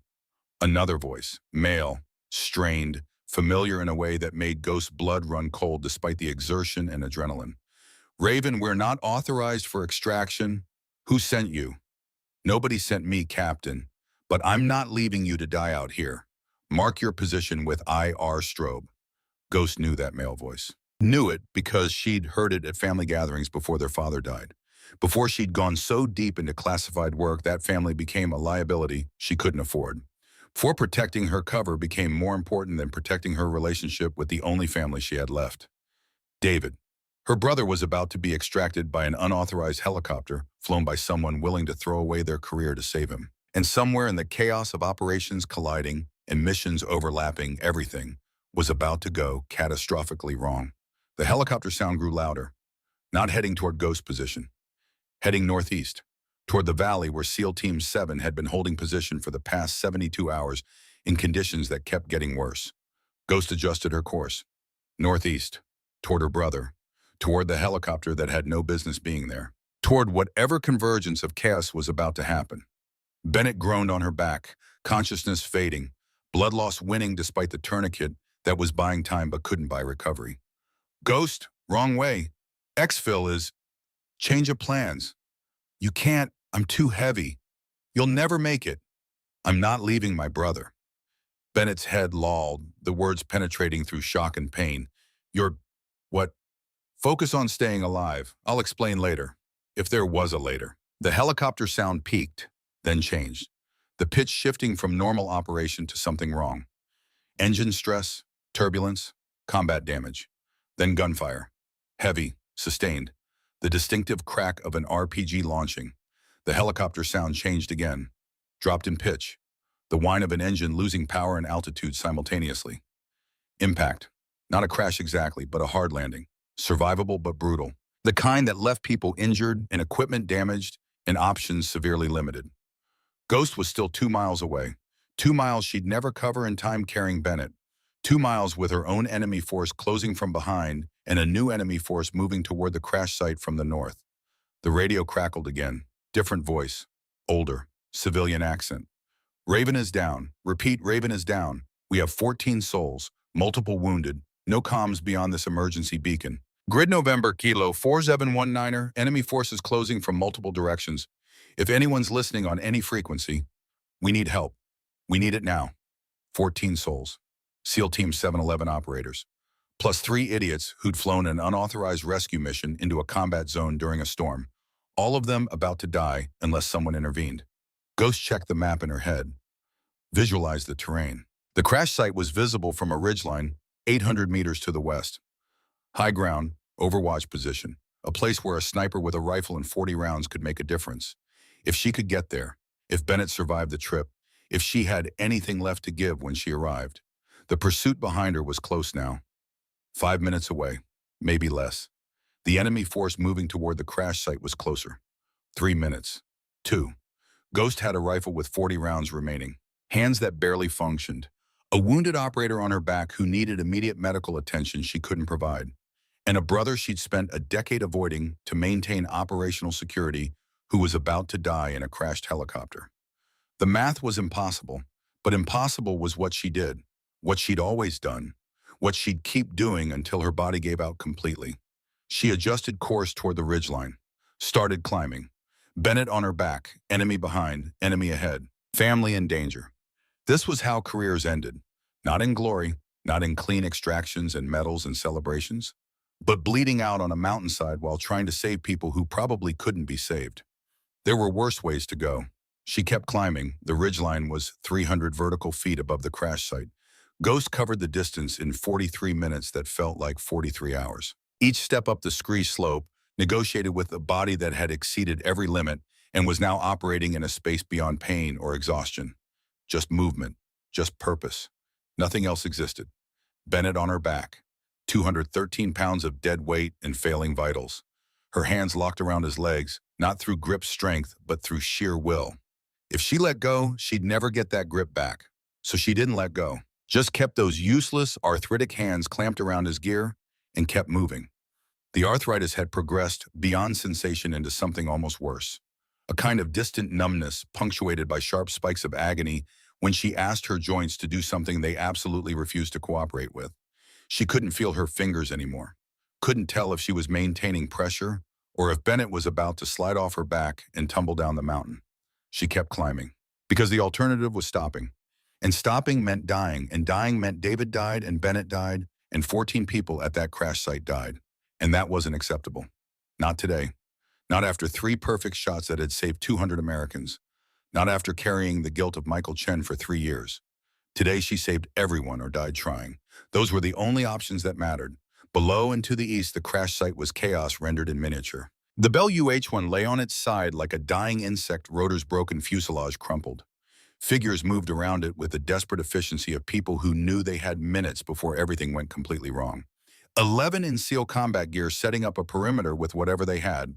3 in civilian clothes and mismatched equipment helping where they could. Ghost could see the gaps in their defensive line from 800 meters away. The limited ammunition evident in how carefully they moved. The fact that 4 of the SEALs weren't moving at all. Wounded too badly to fight. Maybe wounded too badly to survive, even if extraction arrived immediately. The enemy was coming. Ghost could see them through gaps in the terrain.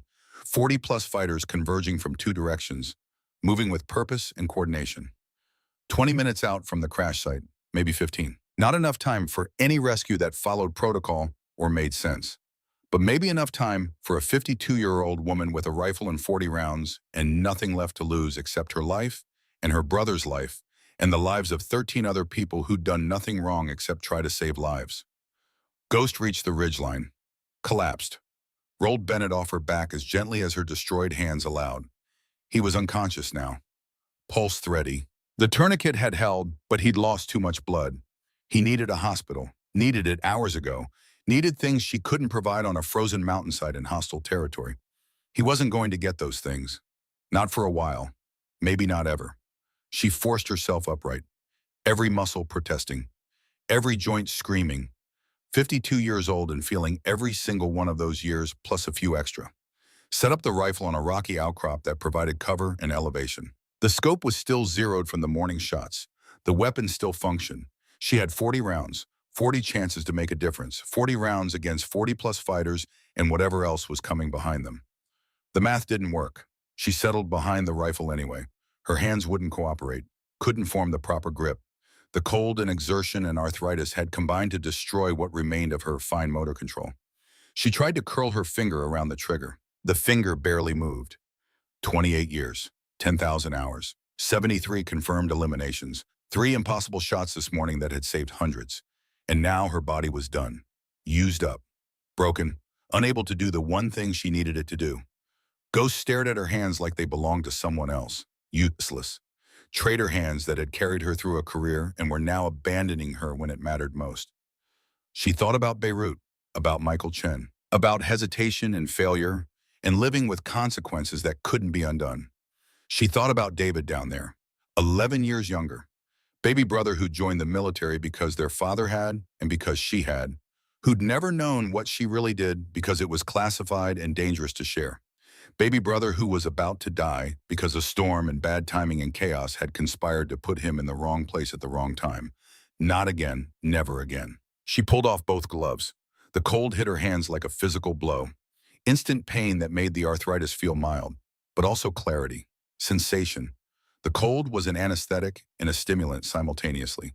Terrible for long-term survival. Perfect for the next 30 minutes, which was all that mattered. Worth the trade. She flexed her fingers. They moved, barely, stiffly. But enough for a few more shots, maybe enough to make a difference. The radio on her vest crackled. Not her frequency, the emergency channel, someone down at the crash site broadcasting in the clear because they had no other options. Any friendly forces, this is Lieutenant Claire Ashford, Tactical Operations, FOB Sentinel. We have 14 personnel, 4 critical wounded, no transport, no comms beyond this beacon. Enemy forces closing from multiple directions. If anyone's listening on any frequency, we need help. We need it now. Ghost Keeter, Mike. Crash site, this is Ghost. I have Overwatch position, 800 meters northwest of your location. Stand by for fire support. Silence for 3 seconds. Then a different voice. Young, male, professional despite obvious stress and pain. Ghost, this is Captain Hawthorne SEAL Team 7 Actual. Who are you? What unit?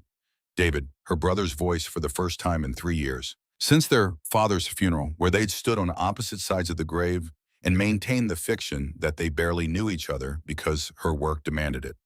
Someone who's going to keep you alive, Captain.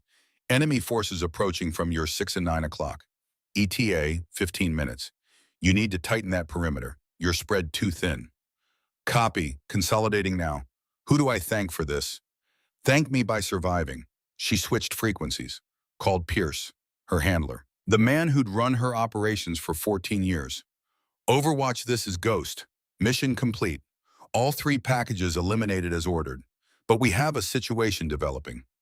Pierce's voice came back tired and worried and carrying the weight of too many operations that had gone sideways. Ghost, your exfil window closed 20 minutes ago. Where are you, Chino? Providing fire support for a downed helicopter. 14 souls, including civilians. I need immediate extraction. Grid November, Kilo 4719er. That's not your area of operations. Ghost, what are you doing 8 clicks from your exfil point? Saving my brother. Silence. Long enough that she thought the connection had dropped. Then Pierce's voice came back different, understanding. The SEAL team, Captain Hawthorne, that's David. Send the extraction, Graham, I'm not asking. More silence. She could practically hear him thinking, calculating, understanding what she wasn't saying directly. 45 minutes minimum.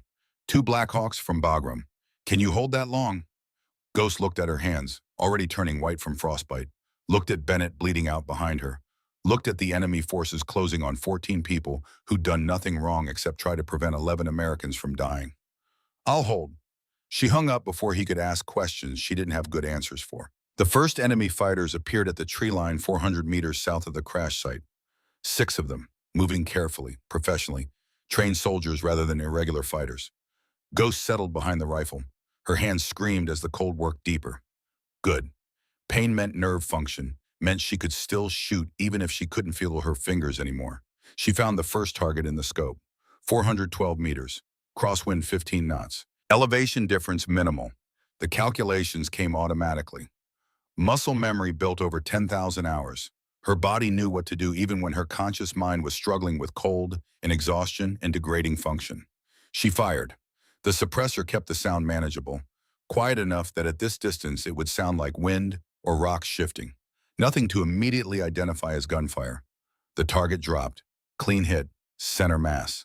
Not the headshot she'd have made this morning, but adequate for the task. The others scattered, started looking for cover while trying to locate the source of fire. Ghost tracked the second target, 420 meters, moving perpendicular to her position. She led him slightly, accounted for his speed, fired. He stumbled, hit in the leg. Not the kill shot she'd intended. Her hands were worse than she'd thought. Fine motor control, degrading faster than expected. She adjusted, aimed higher, fired again. Center mass, he dropped and stayed down. The remaining 4 went to ground, started trying to locate the shooter with whatever training they had. Ghost shifted position, moved 6 feet to the right along the ridge and set up again. Different angle, different sight picture, making their job harder. A third target exposed himself for 3 seconds while moving between rocks. Ghost fired. Clean hit through a gap in the cover.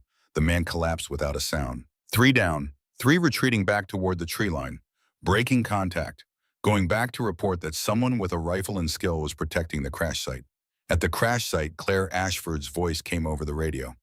"Ghost, don't know who you are, but that bought us time. Thank you." "Don't thank me yet, Lieutenant. That was reconnaissance. Main force is still coming." She was right. 10 minutes later, the main assault began. Not cautious, not probing. Just overwhelming force applied with the coordinated tactics. 40 fighters moving in multiple groups, suppressing fire. Maneuver elements, professional military operations executed with precision. Ghost began picking them off methodically. 500 meters, 400, 600, 350. Each shot harder than the last. Her hands losing function. Vision blurring from cold and pain. Fingers so numb she couldn't tell if they were on the trigger or not until the rifle fired. But she kept shooting, kept finding targets, kept dropping them with mechanical efficiency. 5 rounds expended. 10, 15, and at the 15-round mark, her right hand seized completely, locked in a claw, immobile, dead weight at the end of her arm. She switched to southpaw shooting, left hand on the trigger, right hand barely supporting the forend. Awkward, unfamiliar, wrong in every way, but functional. She kept shooting. 20 rounds expended, 21, 22, 23. The enemy forces were adapting, staying in cover longer, advancing in shorter bursts, making themselves more difficult targets. Learning that exposure meant death.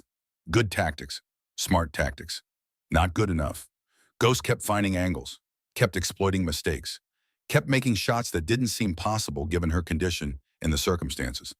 At 27 rounds, she saw him, the figure wearing General Hassan's distinctive jacket, moving with Hassan's characteristic gait, giving orders to the assault force with the authority that came from rank. Not Hassan. She'd watched Hassan die through her scope this morning. Watched the bullet punch through his skull. Watched him drop with mechanical finality. But someone wearing his clothes, his gear, either pretending to be him to rally troops or confuse intelligence or both. Didn't matter who he was. What mattered was the RPG launcher he was carrying, and the fact that he was setting up to destroy Ghost's position with high explosives. 600 meters, too far for precision shooting with hands that barely functioned, and cold that was turning her fingers into useless clubs. She fired anyway. Missed. The round impacted 3 feet to the left, close enough to make the RPG team scatter. Not close enough to neutralize the threat. They set up again, 50 meters closer. Better cover, better angle on her position. Ghost fired again. Missed again. Her hands were done, completely finished. She couldn't maintain the precision needed for shots at this range in these conditions. The RPG team prepared to fire. Ghost had maybe 3 seconds before a rocket turned her position into fragmented rock and death. She fired a third time, desperate, hoping for luck rather than skill. The shot went wide. The RPG launched. The rocket screamed past Ghost's position, close enough that she felt the pressure wave. Impacted 20 feet to her right. Shrapnel tore through the air. Something hot and sharp sliced across her left shoulder. Not deep, not critical, but bleeding and adding to the catalog of damage her body had accumulated. She ignored it, Found the RPG gunner in the scope. He was reloading. 550 meters now, having moved closer while she'd been dealing with the near miss. Still too far for hands that couldn't grip properly and vision that was tunneling from cold and exhaustion. But if she moved closer, if she went down there, if she accepted that Overwatch wasn't working anymore and close quarters was the only option left. Ghost looked at Bennett behind her, unconscious, dying. She couldn't carry him anymore, could barely carry herself at this point. Bennett, Wade, stay with me. His eyes fluttered open, unfocused, gray, the color of someone who'd lost too much blood and was running out of time. Ghost, I need to move position. Get closer to the enemy. I'll be back for you, them. Don't, stupid, they'll kill you. Probably, but there's 14 people down there who don't deserve to die, including my brother. So I'm going anyway. She checked his tourniquet one more time, still holding, covered him with the thermal blanket from her pack. It wouldn't be enough if she didn't come back, but it might buy him an hour. An hour was all she could give. Ghost picked up the rifle, 13 rounds remaining, started moving down the slope toward the fight, toward the chaos, toward the enemy position where the RPG team was setting up for another shot. Every step was measured in cost. Her shoulder bleeding from the shrapnel wound, her hands useless clubs, her legs threatening to collapse. 52 years old and moving like 70, like 80, but moving nonetheless. 200 meters from the enemy position.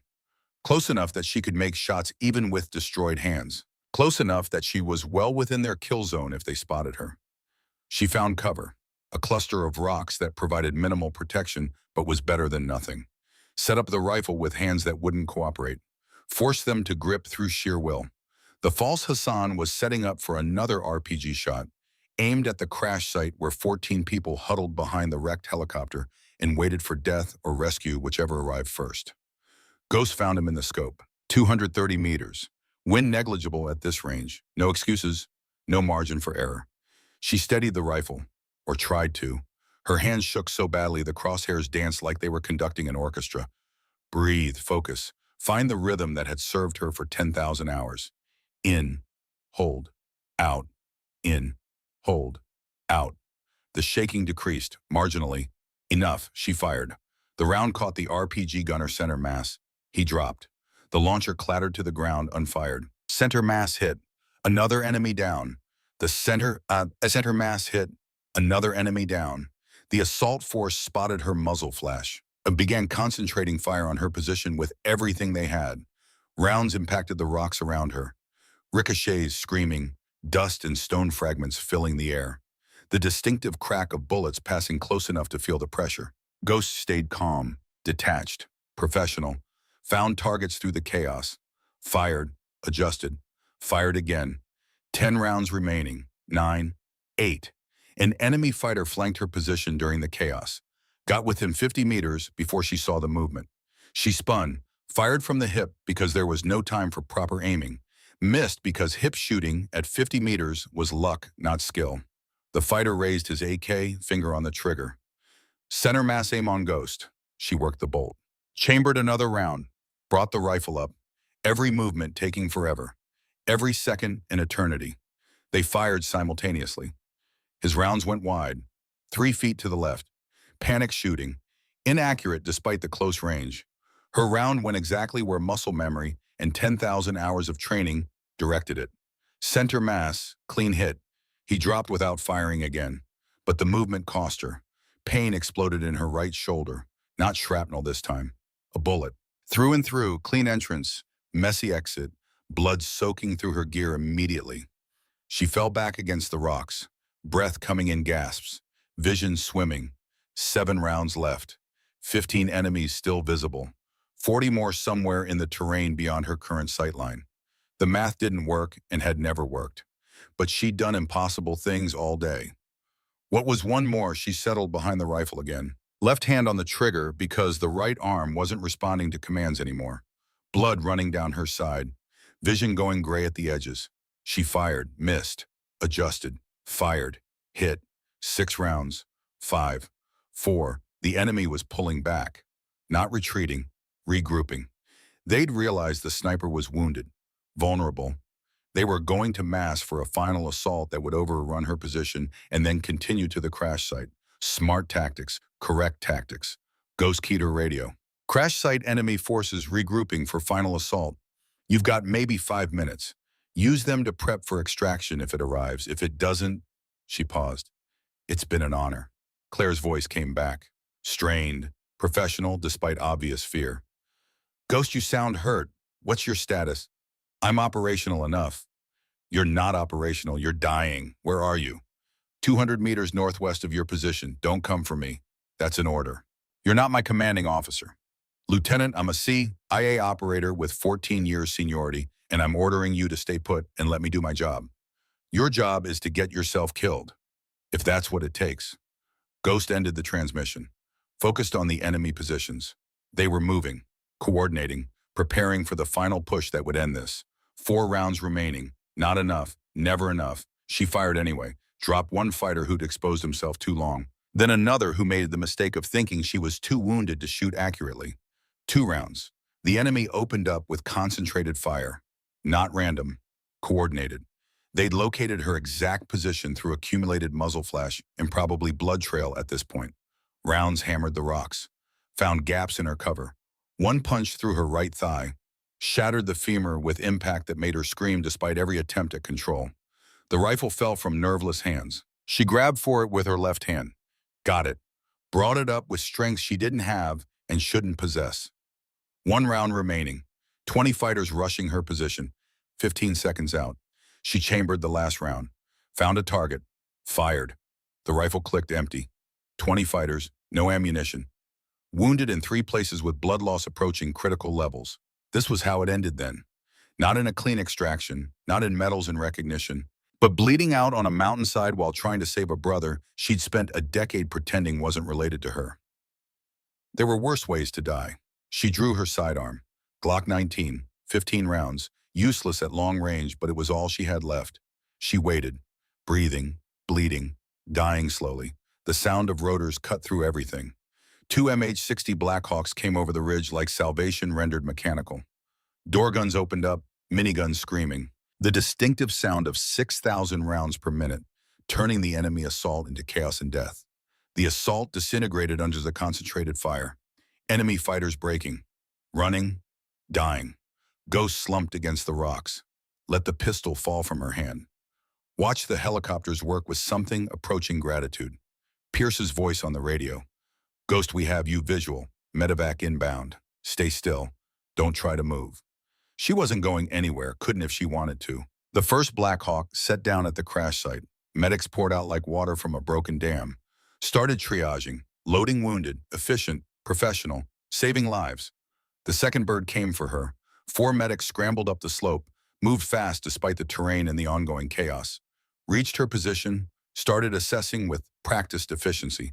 Jesus Christ, gunshot right shoulder, gunshot right thigh, femoral artery compromised, severe hypothermia, advanced frostbite both hands, multiple contusions. She's in hypovolemic shock. Get a line in her now. Ghost felt them working, distant, like it was happening to someone else, like she was floating above her body watching strangers try to save a life that maybe wasn't worth the effort. One medic leaned close, young, concerned. Ma'am, can you hear me? What's your name? She tried to answer, couldn't form words, tongue too thick, mind too scattered. They loaded her onto a stretcher, started moving toward the helicopter. Every step agony, every movement potentially fatal. Halfway to the birds, she passed out. Christmas morning, the sun was too bright. Ghost woke in a field hospital to fluorescent lights that hurt her eyes and the steady beep of monitors measuring a heart that was still beating despite everything. She tried to move her hands, couldn't. They were bandaged, thick, immobile, elevated on pillows. Tried to move her right leg, couldn't. Immobilized in a case or brace or something that prevented movement. Panic rising, her career, her identity. Everything she was dependent on, hands that could shoot and legs that could move. A nurse noticed her stirring, moved to her side. Easy, you're safe. You're at Bagram Air Base. You've been in surgery, multiple surgeries actually. My hands. The surgeon will talk to you about that. Just rest for now. My hands. The nurse was quiet. That silence told Ghost everything she needed to know. The door opened. A figure in SEAL combat gear. Dirty, exhausted, alive. David sat in the chair beside the bed, stared at her for a long moment with an expression she couldn't quite parse. Katie. She looked at him. Her little brother, 31 years old, 11 years between them. 3 years since they'd spoken. A lifetime of secrets and distance and classified operations. You shouldn't be here. Protocol. Yeah, well, someone saved my life. Saved my entire team. Thought I should say thank you in person. It was the mission, nothing personal. He smiled, sad, knowing. Same old Katie.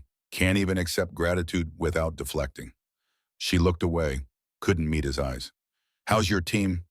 11 alive, 4 critical but stable now. Corporal Drummond's nephew is going to make it. Lieutenant Ashford is probably going to lose her career over the unauthorized extraction. The pilot Stratton is looking at serious fines and license suspension. And the spotter you carried 3 miles with 2 broken hands and arthritis and gunshot wounds is out of surgery. Expected to survive, though he lost the foot. Bennett. Yeah, Wade Bennett. He told me what you did. Said you refused to leave him even though it meant missing your exfil. Said you carried him until you physically couldn't anymore. He gave up his foot so I could live. I wasn't leaving him. David was quiet for a moment. The CIA handler, Pierce, he told me about the mission. 3 targets, over 2,000 meters, in a storm. They're saying it might be the longest confirmed elimination in operational history. Multiple targets, impossible conditions. It's just shooting, David, mathematics and practice. Katie, you saved 200 people this morning. Probably more. The network collapsed within hours. The attacks never happened. You changed everything. She looked at her bandaged hands. Couldn't feel them. Couldn't tell if that was medication or permanent damage. And what did it cost? The door opened again. A doctor, older, tired, carrying the kind of news that never got easier to deliver no matter how many times you did it. Major Hawthorne, I'm Dr. Richard Cole. I performed your surgeries. Multiple surgeries, actually, over the past 12 hours. My hands. He pulled up a chair. Professional, compassionate, honest. Severe frostbite compounded by pre-existing arthritis and gunshot trauma to the right shoulder that damaged additional nerve pathways. We saved the hands. You'll retain basic motor function, possibly even most normal activities.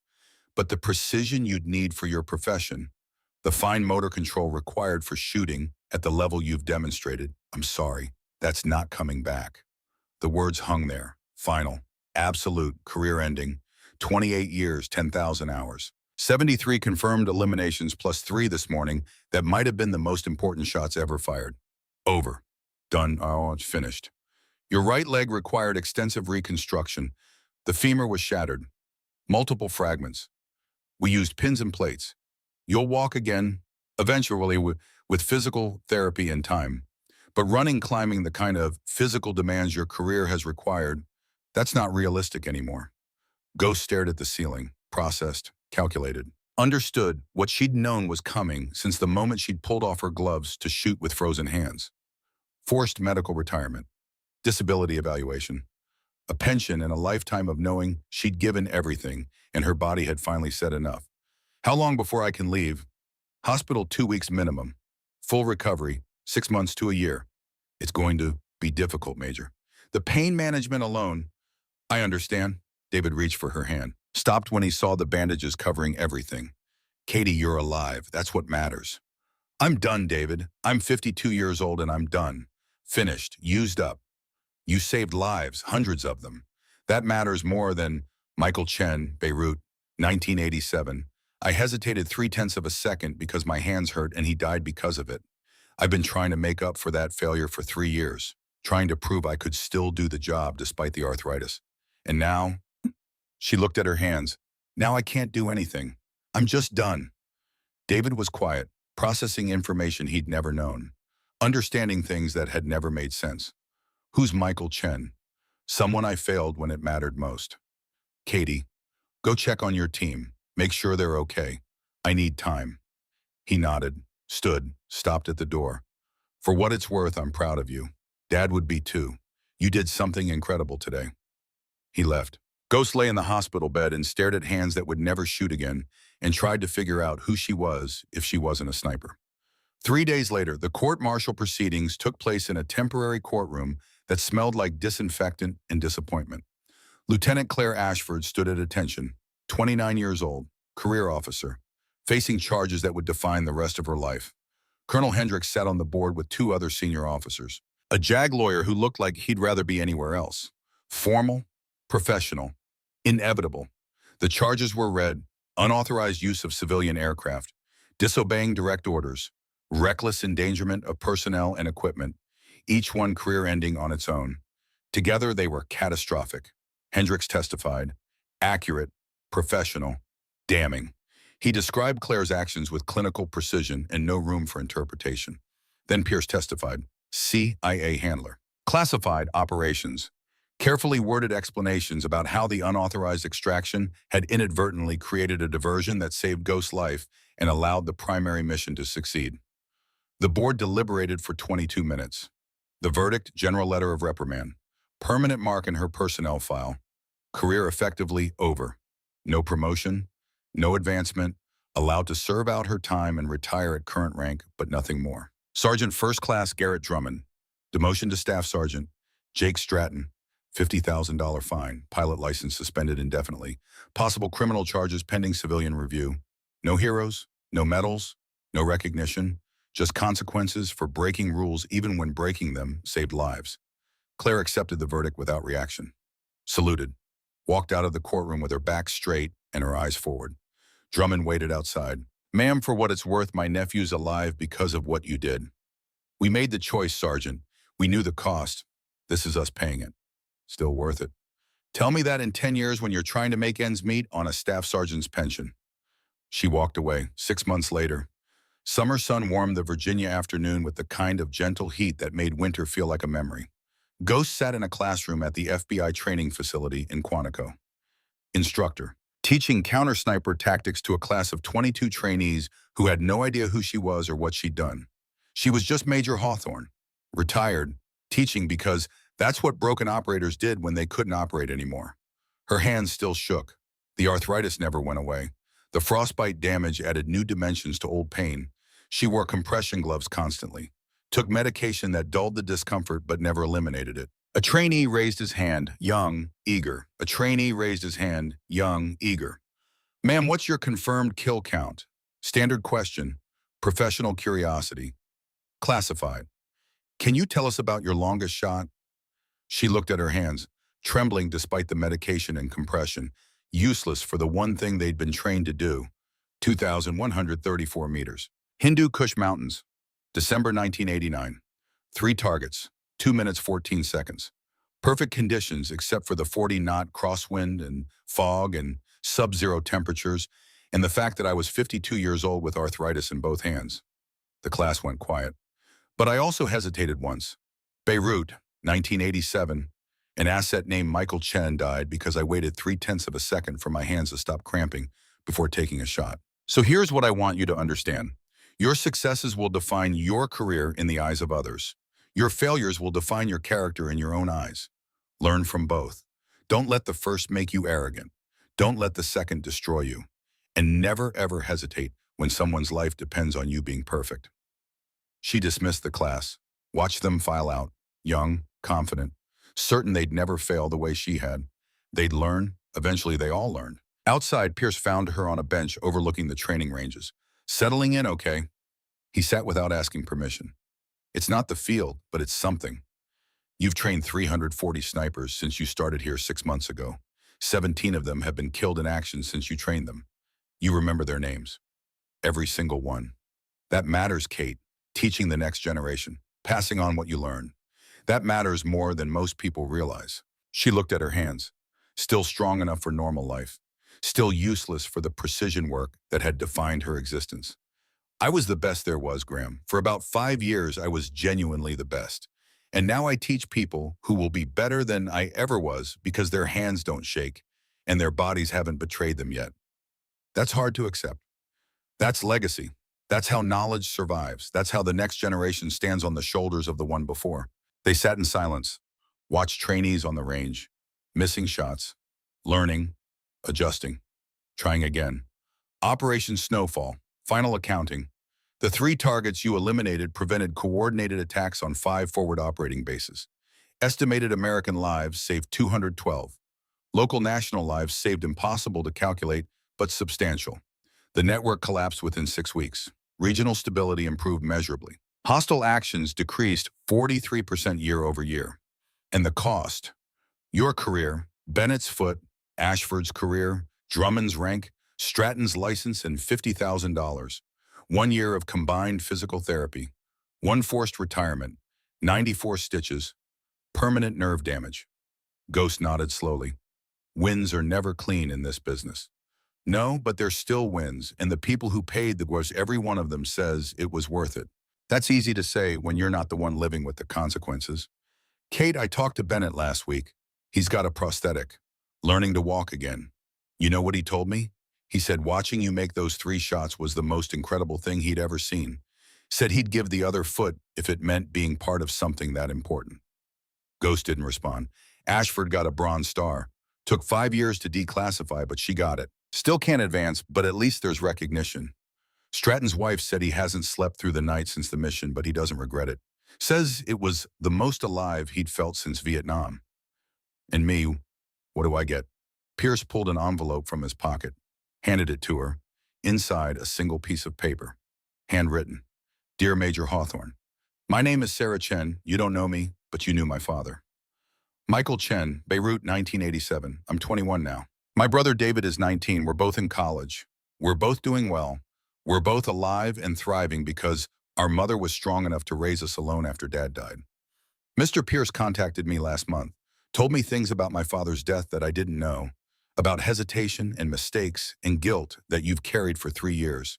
I'm writing to tell you something, let it go. My father chose that mission, chose to trust you, chose to do something dangerous because he believed it mattered.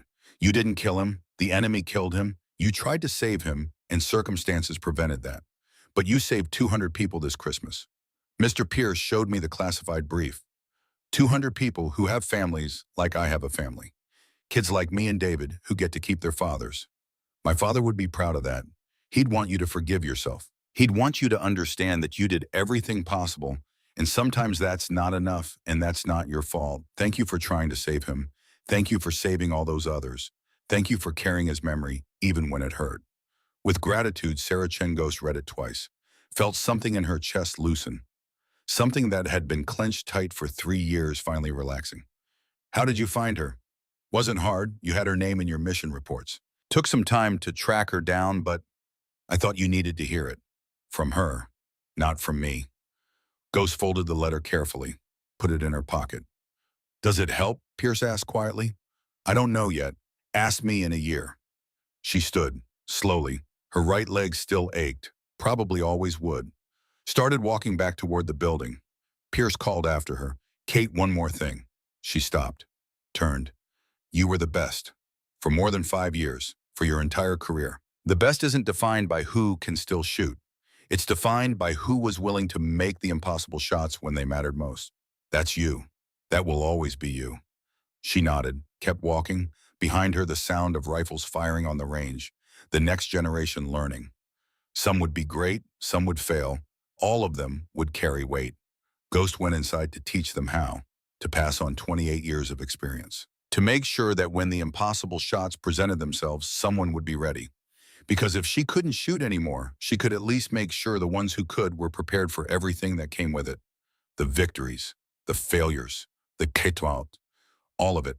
And maybe finally she could forgive herself for Beirut, for hesitation, for being human in a job that demanded perfection. Maybe that was enough. Maybe that had to be enough. The sun set over Quantico. Another day ended. Another group of students one day closer to becoming operators. And Ghost, 52 years old with broken hands and a broken body, but an intact legacy, taught them how to make the shots that mattered, even if she never would again.